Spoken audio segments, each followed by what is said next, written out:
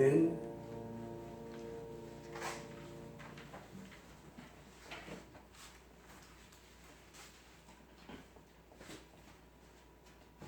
예, 지난 주 한 주간 동안에는 제가 그 부동산을 대해서 많이 알아봤어요. 부동산. 근데 부동산에 대해서 알아보니까 전문가가 너무 많아요. 전문가가 너무 많은데 아주 정반대되는 내용을 서로들 막 하면서, 근데 그것도 자기가 하고 싶은 대로 말을 하는 것이 아니고 데이터를 가지고 쭉 데이터를 가지고 이렇게 나타내 보이면서 말을 해요. 그래서 보니까 그 사람들 말들이 다 일리가 있어요. 왜냐하면 데이터를 가지고 이제 얘기를 하는 거니까 일리가 있는데, 그래서 제가 그걸 보면서 그 집을 이렇게 사는 사람들이 어떤 사람은 잘못 사서 폭삭 망하는 경우가 있고, 어떤 사람은 집을 사서 뭐 2배로 몇 억씩 한 번에 1년 만에 4억, 5억을 이렇게 막 늘어난 사람도 있고, 뭐 이렇게 말을 하면서 자기가 권하는 대로 이렇게 하면 됩니다. 근데 다들 그렇게 말하는 거예요. 제가 그런 자료를 많이 이렇게 살펴보면서 이 사람들은 문제는 근데 책임을 지지 않는다는 거예요. 그렇게 말해서 그 사람 따라서 해가지고 그래도 책임을 안 지는 거예요. 빠져나갈 구멍도 다 만들어놨으니까. 그러면서 제가 뭘 느꼈냐면, 이 사람들은 책임도 안 질 뿐만 아니라 그 제시하는 자료 자체도 완벽하지가 않다. 그들이 이제 뽑았잖아요, 자료도. 그래서 정말 믿고 신뢰하고 따라갈, 정말 이 사람 말 따라가면 혹시는 맞을 수도 있고 혹과는 틀릴 수도 있고, 어떤 사람 그렇잖아요. 그렇다는 걸 알았어요. 이 사람 말 듣고 따라갔다가는 기대대로 세상 말로 하면 대박 날 수도 있고, 또 엉뚱하게 그 사람들 표현은 벼락거지라고 그러더라고요. 벼락거지가 될 수도 있다고 그러더라고요. 벼락거지. 제가 그거를 이렇게 하도 많이 보다 보니까 나중에는 본 것도 또 보게 되고 막 얼마나 많이 봤는지 이렇게 삭갈리는 거예요. 그러다가 제가 이거는 신뢰할 곳이 없고, 서로 4억짜리 1년 만에 뭐 또 4억짜리 8억짜리 만들었다고 해도 그것도 또 쪽박 날 수도 있는 상황이 또 올 수도 있다는 상황이 들더라고요. 내가 그걸 보면서 이 모든 것들, 이런 것들을 의지하는 것보다도 하나님의 말씀을 의지하고 따라가는, 그래서 하나님의 약속을 따라가는 것이 가장 안전하구나 하는 결론을 내렸습니다. 그래서 우리가 이 땅에 살아가는 동안에 우리 삶을 안정되고 또 내 꿈을 이루고 소망을 가지고 복된 삶을 살다가 천국 가는 것이 우리의 목표잖아요. 천국까지, 이 땅을 살다가 천국에 꼭 가야 되고, 천국 못 가면 뭐 다 부질없는 거잖아요. 지옥불에 들어가서 거기서 억년 망년 영원토록, 그건 이거는 세상에서 한 번에 대박을 몇천만 개 터뜨려도 아무 소용이 없는 거예요. 그래서 우리의 꿈은 바로 뭡니까? 이 땅에서 하나님의 인도함 속에서 살다가 평안하고 안정된 삶을 살다가 승리하는 삶을 살다가 천국까지 가는 것이고, 또 하나는 천국 가서도 아주 간신히 덕거리로 천국 가는 것이 아니고 하나님이 활짝 웃으면서 어서 오너라 하고 맞아주시는 아주 상급과 면류관을 받아 쓰는 그와 같은 삶을 사는 것이 우리의 목표입니다. 이 땅의 사람들의 최고의 목표는 바로 그것이에요.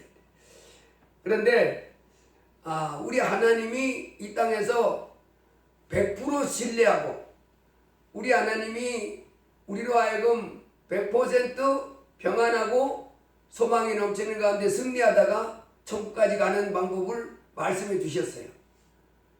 그래서 우리는 야 하나님 말씀만 들으면 그거는 그 부동산 전문가가 말하는 것처럼 뽕날 수 있어요 없어요? 없어요. 이건 100%예요. 아멘. 그래서 확실하게 믿고 따라갈 수 있는 우리의 인도자 하나님, 우리 하나님의 말씀, 우리가 이것을 가지고 있는 것에 대해서 기뻐해야 될 줄로 믿습니다. 아멘. 내 인생은 이제 성공했다 이렇게 말해도 됩니다. 뭐만 하면 말씀을 순종하라. 말씀을 따라가기만 하면. 자 그래서 신명기 28장에도 보면 우리가 많이 봤지만 내가 내 하나님 여호와의 말씀을 삼가 듣고 내가 오늘 내게 명령하는 그 모든 명령을 지켜 행하면 내 하나님 여호와께서 너를 세계 모든 민족 위에 뛰어나게 하실 것이다. 아멘. 얼마나 놀라운 약속의 말씀이에요. 세계 모든 민족 위에 뛰어나게 하는. 그래서 네가 내 하나님 여호와의 말씀을 청종하면 이 모든 복이 내게 임하며 내게 이르리니 성읍에서도 복을 받고 들에서도 복을 받을 것이며 내 몸의 자녀와 내 토지의 소산과 내 짐승의 새끼와 소와 양의 새끼가 복을 받을 것이며 내 광주리와 떡반죽 그릇이 복을 받을 것이며 네가 들어와도 복을 받고 나가도 복을 받을 것이니라. 그러니까 이 천지 만물을 만드신 하나님이 그 복을 줘야 되겠다고 해서 복을 주면 그 사람이 어떻게 돼요? 잘 되는 거예요. 그 하나님이 복을 주면 잘 되는 것이고 그 하나님이 이 온 우주에 우리 머리카락까지 다 헤아리고 계신 전지전능한 하나님이 죽은 자를 살리기도 하시고 낮은 자를 높이기도 하시고 천한 자를 귀하게도 하시고 귀한 자를 천하게도 하시는 그 모든 권세와 능력을 가진 하나님이 그를 잘되게 하면 어떻게 돼요? 잘 되는 거고. 오늘 우리가 이제 사모해 보기를 원하는 본문에도 하나님이 그러잖아요. 자녀들아 내 부모를 주 안에서 순종하라. 이것이 옳으니라. 내 아버지와 어머니를 공경하라. 이것이 약속 있는 첫 계명이니 이는 내가 잘 되고 땅에서 장수하리라. 예, 이 땅에서 하나님이 약속을 하는 거예요. 아멘. 아까 우리가 주일학교 예배에서도 11조와 감사함을 냈잖아요. 그것도 하나님이 약속인데 첫 번째 약속이 뭐냐? 제일 하나님이 선두에다 내세운 약속. 네 부모를 공경하고 순종하라. 아멘. 이러면 네가 땅에서 잘 된다. 이게 이 천지 만물을 만든 하나님의 약속입니다. 아멘. 땅에서 내가 하는 일이 너무너무 잘 되는 거예요. 그리고 장수하라. 그리고 출애굽기 20장에서는 내 부모를 공경하라.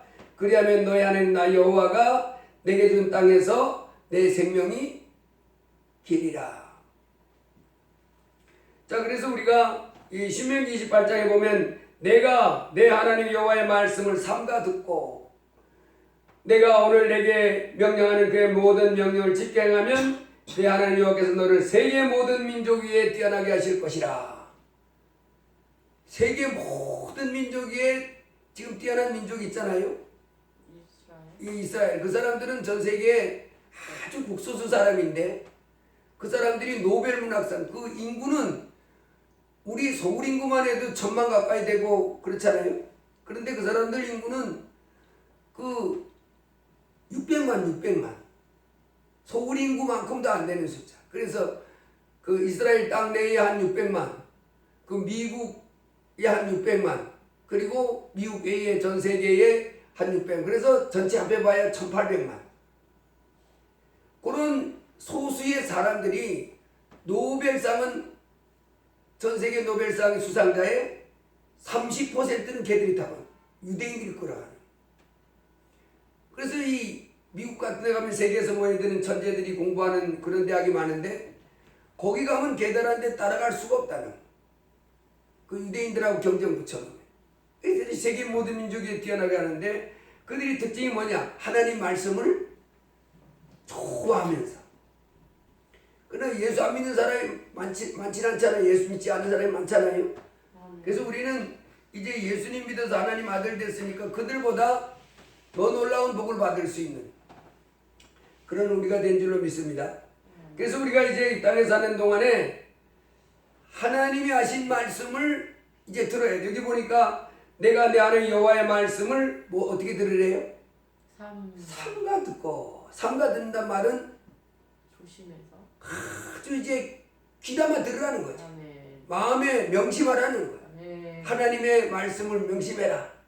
그래서 우리가 하나님의 말씀을 이제 귀담아서 듣고 마음을 기울여서 듣고, 아, 하나님이 이 온 우주를 다스리신 하나님이 복을 줄 사람에게 복을 주고 저주 내릴 사람 저주하고 막 이렇게 다스려 통치하시는 하나님 앞에서 하나님이 내가 이런 사람에게는 이런 복을 주겠다 약속하는.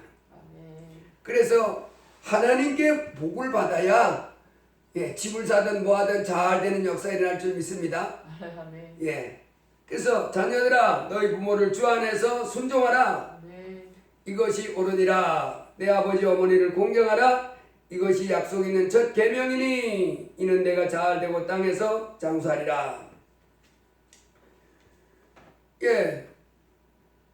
예수님이 나더러 주여 주여 하는 자마다 다 천국에 들어올 것이 아니요 내 아버지의 뜻대로 행하는 자라에 들어가리라 그랬잖아요. 그래서 우리가 이 땅에서는 우리 주님 앞에 나중에 물리침을 당하지 않기 위해서라도 난 널 모른다. 날 떠나가라. 여러분 이 세상에 살다가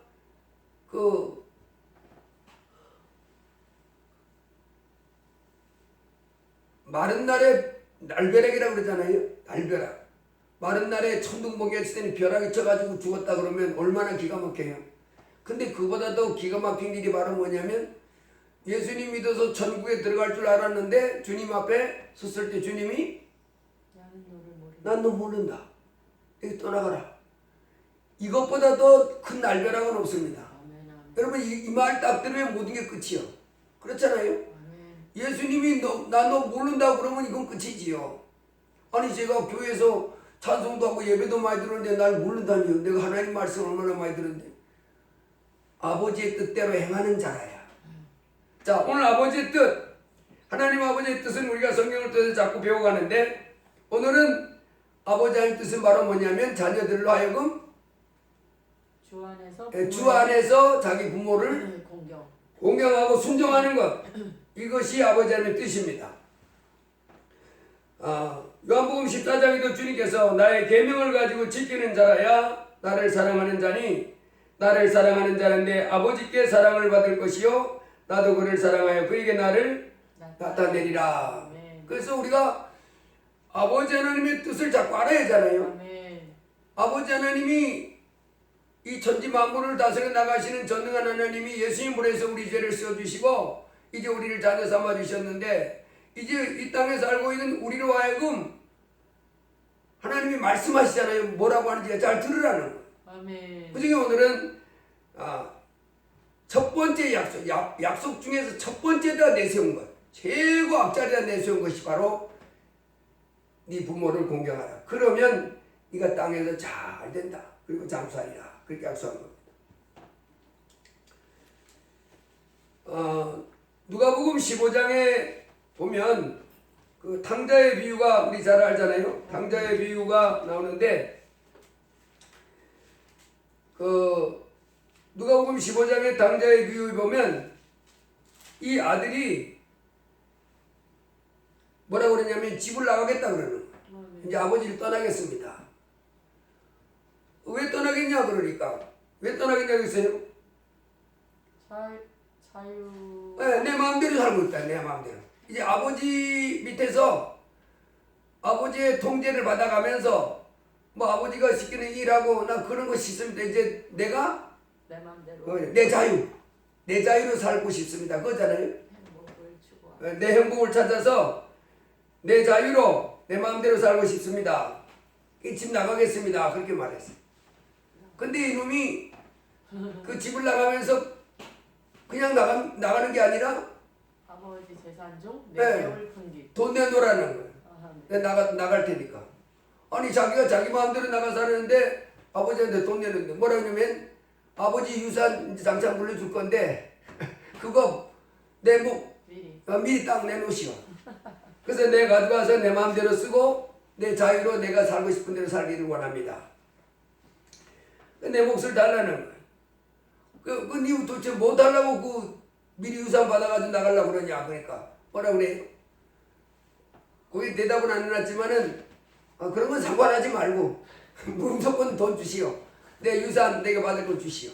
이렇게 달라. 근데 그 아버지가 어떻게 해요? 주는 거예요. 이 둘째 아들이 이렇게 아버지 앞에 그 요구하는 그 마음세계 정신을 들여다보면 이 둘째 아들의 마음에는 어떤 마음이 있는 거예요? 아버지는 자식을 위해 있고 자식은 나는 나를 위해서 존재한다. 그런 생각이에요. 그러니까 아버지가 곧바로는 재산을 달라고 그러죠. 아버지는 나를 위해서 존재하고 나는 나를 위해서, 나는 아버지를 위해서 존재하는 것이 아니라 아버지는 나를 위해서 존재하지만 나는 나를 위해서 존재합니다. 부모는 자식을 위해서 모든 걸 희생하고 사랑으로 감싸주고 키워주고 그렇겠지만 자식은 나는 내 마음대로 내가 하고 싶은 대로 살 권리가 있습니다. 부모야 어떻게 됐든지 말든지. 이런 마음이 자식 속에 마음속에 있으니까 이렇게 행동하는 거예요. 묻지도 않고 그냥 달라는 것도 나갈 테니까. 그래서 내 필요한 것을 내놓으시고 내 싫어하는 것은 간섭하지 마세요. 이제 내 마음대로 내 자유로 살고 싶습니다. 아버지의 재산 중에 반은 내 것입니다. 내 것 다 내어놓고 내가 어디 있든 말든 묻지 마시오.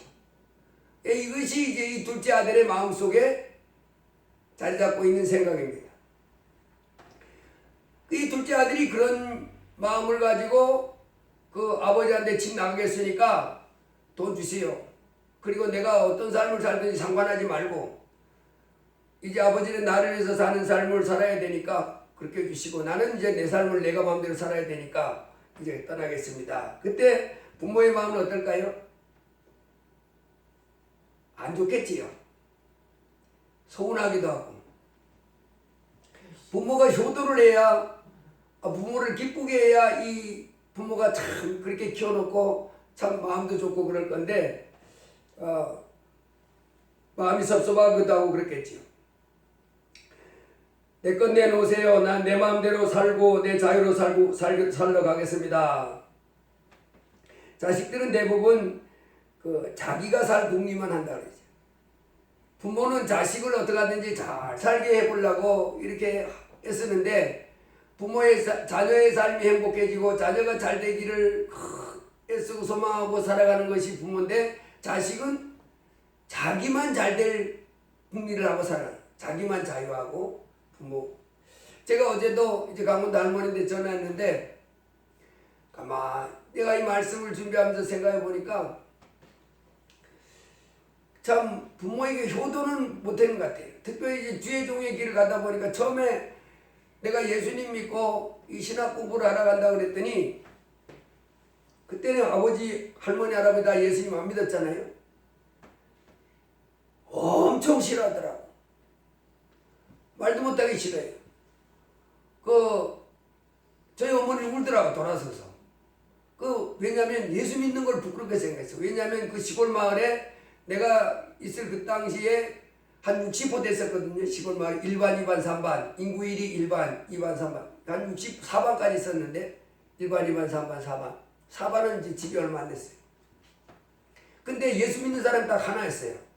하나였는데 그 사람이 아주 이 동네 사람들한테 아주 불쌍히 여김받는 사람이야. 천히 여김받고. 그러니까 우리 동네에서 가장 불쌍히 여김받는 사람 중에 하나, 그 사람만이 교회를 다니는데 아니 내 아들이 그냥 예수 믿는다는 게 아니고 교회 하는 그 목사인가 뭔가 그런 거 한다고? 그냥 다니면 괜찮겠는데 그거 한다 그러니까 가지 말라고. 어머니 돌아와서 우는데 내 마음이 그때 흔들렸어요. 내가 이렇게 나는 우리 아버지 어머니가 그렇게 섭섭해하는 것, 그렇게 소운해하는 것 처음 봤어. 내가 장난을 많이 쳤잖아요. 머리도 깨지고 다리도 부러지고 팔도 부러지고 온갖 동네에서 다쳤다 그렇게 하면 나였는데 그 장난을 워낙 막 이렇게 놀기를 좋아하고 심하게 하니까 그래서 머리부터 발끝까지 자기가 뭐 무슨 애가 터졌다 그러면 대본에 우리 주모이 아니오 걔거든. 그런 백발백중 나였습니다. 그 정도로 이제 그 장난기 심했는데 그렇게 많이 그래도 그게 서운해하고 그런 게 아니라 이제 그랬었거든요. 근데 그때는 그 두 분이 막 그렇게 서운해하는 거예요. 근데 내가 부모의 마음을 이렇게 아프게 하면서 내가 이 길로 가야 되나? 우리 아버지 어머니가 농사지면서 어떻게 나를 키웠는데 내가 이 대학 졸업하고 이 길로 가야 되나 순간 생각이 들더라고. 그런데도 그래도 이건 아니야. 지금 우리 아버지 어머니가 원하는 길로 가는 것이 하나님 아버지가 기뻐하는 것이 아니고 더 크신 하나님 아버지가 원하는 삶이기 때문에 간다. 그때부터 시작해가지고 가난한 길을 지금까지 살아왔잖아요. 그래 아버지 어머니를 효도를 뭐 기쁘게 드린 것보다도 늘 걱정만 끼쳐드린 거야. 도대체 뭐 먹고 사냐 애들은 많아가지고. 그럼 이제 하나님 아버지가 뭐겠어요? 하나님 아버지가 뭐 어디 계신데 뭐겠죠? 뭐 보지도 않는 하나님. 맨날 이제 그런 소리 하고.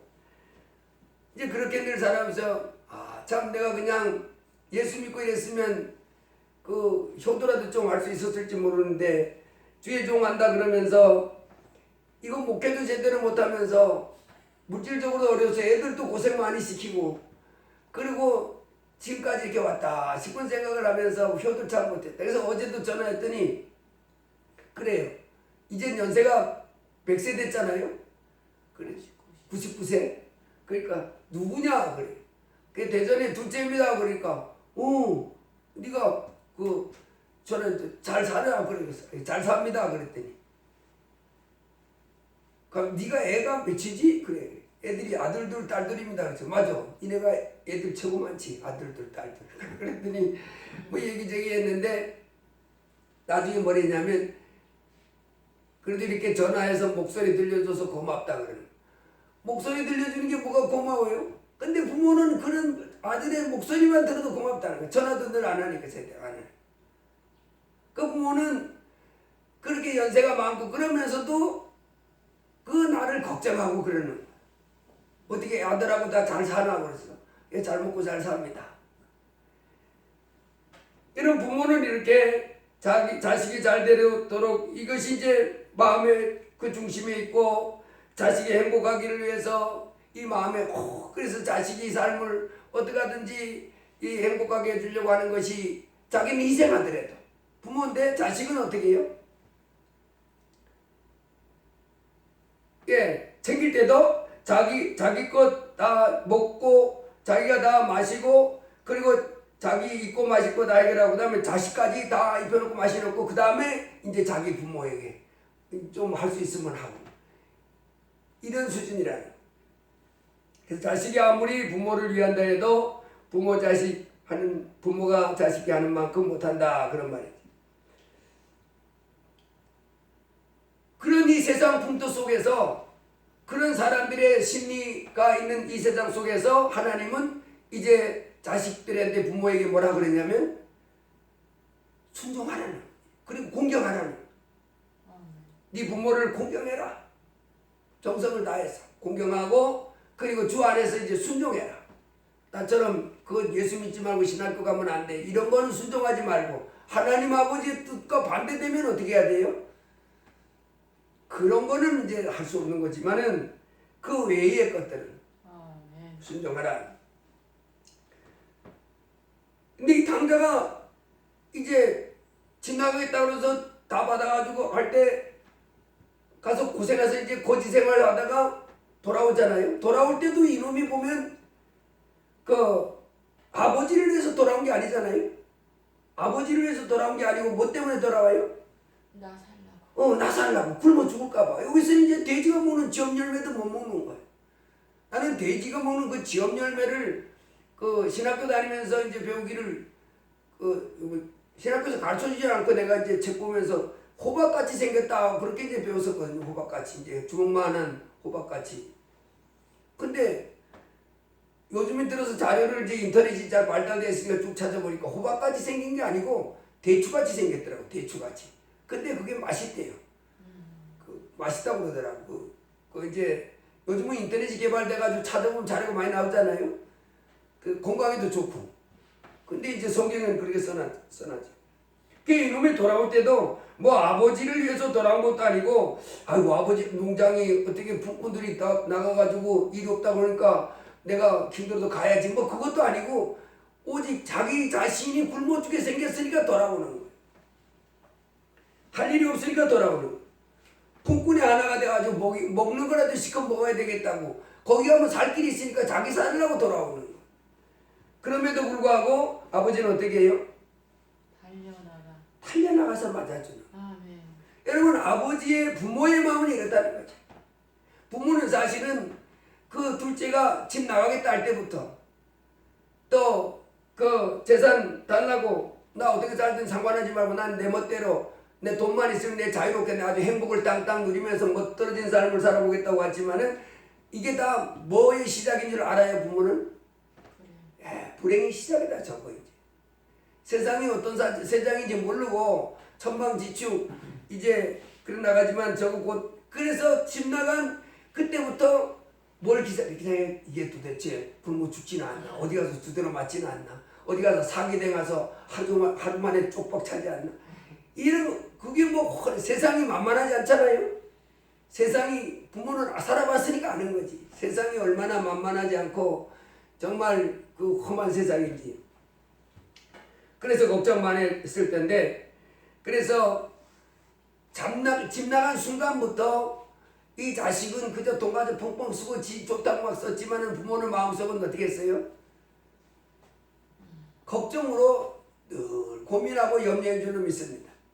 나는 이렇게 집에 있다가 은혜가 이렇게 매주마다 왔다 가지만 어떤 때는 갑자기 이 아침에 올 때도 그래. 아침에 예배 드릴 때도 좀 늦으면 교통사고 혹시 안 났나, 이런 걱정이 바닥벌떡 드는 거예요. 그러니까 이게 집에 가서 전화해서 도착했다고 막 이렇게 하면 되는데, 가만 있어봐, 12시쯤 돼갔던 때는 뉴스 봐. 그래가지고 뉴스에 뭐 사고 난 게 없으면 그 사고가 없나 보다. 뭐 이제 마음이 늘 이렇게, 애들 좀 늦게 들어오면 뭐야 이거 왜 이렇게 안 들어오는 거. 어제 며칠 전에 한강변에서 죽은 아이들 있잖아요. 그 의대 다니다는 죽은 애도 걔도. 그 부모들이 아마 걔 술 먹고 늦게 들어오면 그 잠을 제대로 잤겠어요? 얘가 밤에 이렇게 왜 안 들어오는 거 위험한데 이러면서 걱정이 되는 거예요. 그런데 자식은 그걸 모르는 거예요. 부모의 마음을 헤아려서, 공경한다는 게 뭐예요?